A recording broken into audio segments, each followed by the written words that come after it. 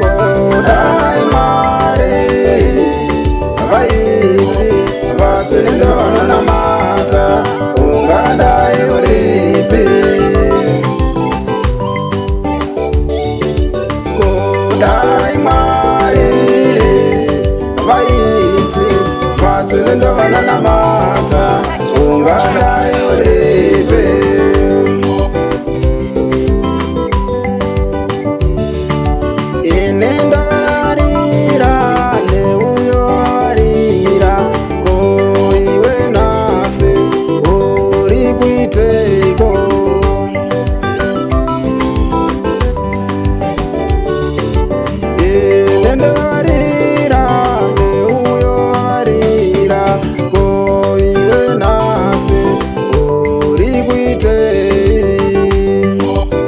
Maduwe wangu masivandawe manjenjenje oye vanachira vanasamaita mofumukanya inionasi muri kuite.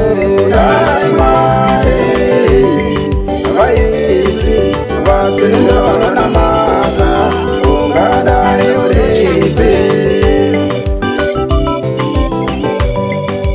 Kodai mwari, vaiti, vatsvene ndovanonamata, ungadai uripi. Mwari vatipa nyasha komborera, vati iwe neni tinamate. Naiwe,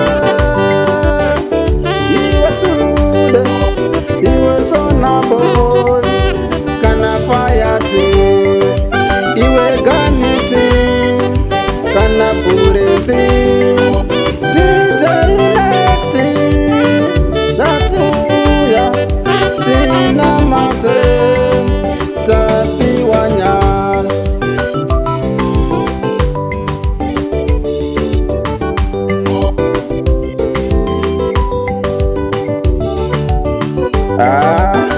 Nyasha tapiwa sitinozikonewa, katinamate, takapiwa nyasha, takatenderwa.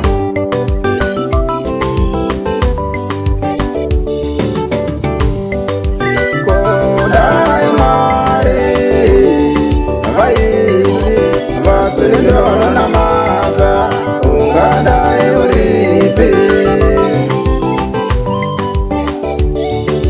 Kodai mwari, vaiti, vatsvene ndovanonamata, ungadai uripi. Ps Todman iminamatai. Kodai mwari, vaiti, vatsvene ndovanonamata, ungadai uripi. Kativarire mabasa akanaka.